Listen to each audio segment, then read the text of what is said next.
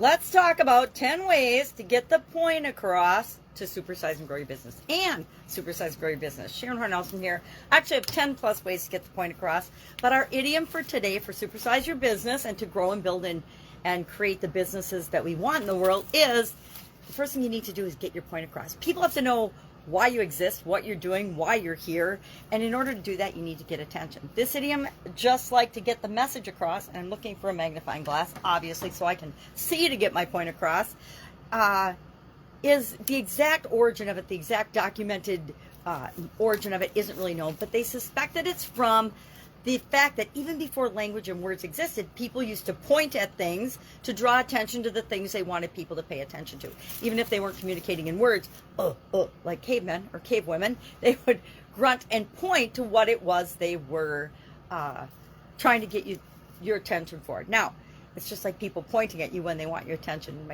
One of my sisters is really annoyed if you ever point, so we always elbow her because I guess my mom, when she's making a point, emphasizes and points her finger and shakes her finger, and so that's one of my youngest sister's pet peeves. So don't point at people, don't point the finger, just do things to get your point across. So how do we go about getting attention to the things and get people to understand and pay attention to the things we want them to pay attention to? What are some strategies and ways of doing that? So I found a list of actually 15 plus, but I just said 10 because 10 is a great number to get attention, to get my point across. And I'll share some of those with you. You can see which ones you can work and use for your business or not. Now, if you're in the online world, which you might be and probably are if you're listening to me, you know that there's a whole lot of ways to get attention. Some of those ways are positive, some of those ways are negative. It's up to you to decide what kind of attention you want to draw to yourself and your business. I'm going to contend all the way to the bank that positive attention is always better than negative attention. Negative attention might get you attention faster, but is it really the kind of attention that you want? And I have personally experienced both positive and negative attention in my businesses and throughout my career. And I will say negative attention is a lot more stressful than positive attention. So what are some ways that we can go about getting the point across as we're building and growing and supersizing our business?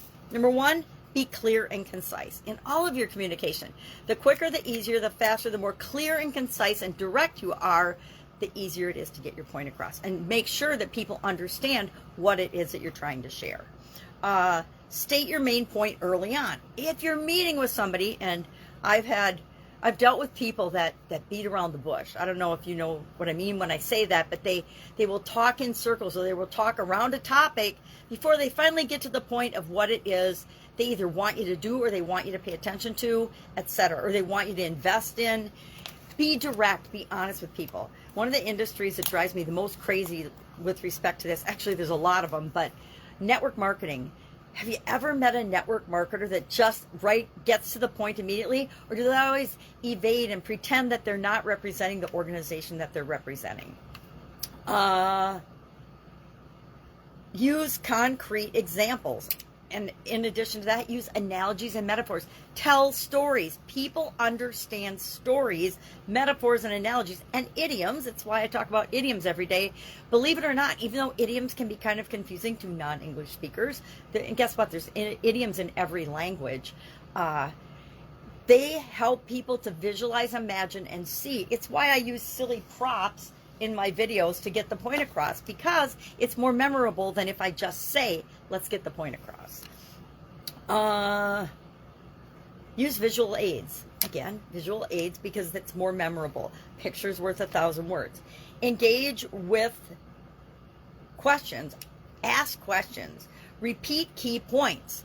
People say, sometimes we repeat things too much, but you really can't. If it's something, the more technical, the more detailed, the more important it is, the chances are the more you should be repeating the key points to make sure that people understand. We want to summarize and recap as appropriate, always at the beginning and the end of a presentation, right? Remember back in probably grade school and high school and college, we learned that you tell them what you're going to tell them, then you tell them what you told them. That's the quickest, easiest format to making sure that you get your point across. We do that, or we ought to be doing that in almost all of our communications. If you're giving feedback to somebody or asking questions or giving them a project or giving them direction, do you tell them what your expectation is, then tell them the details, like a little more detail, and then summarize what you told them? I hope so, because otherwise there's going to be misunderstandings. Tailor to your audience. Do you keep in mind who you're talking to?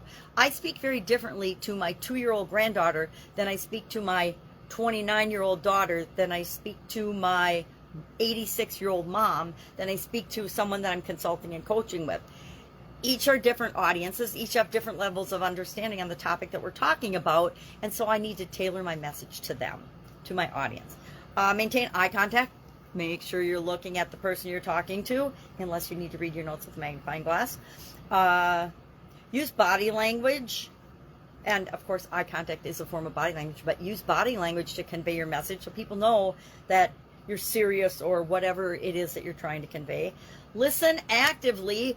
Let people ask questions so that you can respond and make sure that they're really understanding. Anticipate and address concerns or things that are going to be a question for people. Think about, okay, we're implementing this new process in this team. What kind of concerns and how is this going to impact the team members that actually have to go out and implement the changes? Pause for emphasis. Remember, it's okay to stop talking some of the time. That's one I need to practice more. Keep the message relevant. Make sure that you're sharing the information with the appropriate people. Don't just spam it out there or share it with everybody if it doesn't have any relevance to them and they don't care and they're not going to do anything about it. Practice and rehearse your messages. Again, I could probably practice and rehearse my videos, but I'm not going to because they're live for a day and then they're gone. But if I'm doing a presentation, or if I'm doing a sales message, if I'm doing a course, I was going through my storage unit yesterday with my sisters and my kids, which was hilarious, by the way. Embarrassing and hilarious. I hadn't been there, I don't think, for 2 years, so there's a lot of stuff, but we're trying to make room in it for some of my kids' stuff. And some of the stuff in there was, hilarious and embarrassing. It's what happens when you move quickly and you just put stuff in storage. Practice and rehearse if it's something important, and then seek feedback, get feedback. You ask questions to the receiver to make sure that your message is being conveyed and that you're getting your point across, the point that it is that you're trying to make. So, love to know your favorite way of getting the point across, your favorite way of drawing attention and understanding to the thing you want to draw attention to. And I will, of course, be around with another interesting idiom. What does it mean? Hopefully where it came from, the origin, but a lot of them, there's not a way to pinpoint the exact origin, and how you might be able to use it to grow and supersize your business. Have an awesome day, and I'll, of course, be with you tomorrow.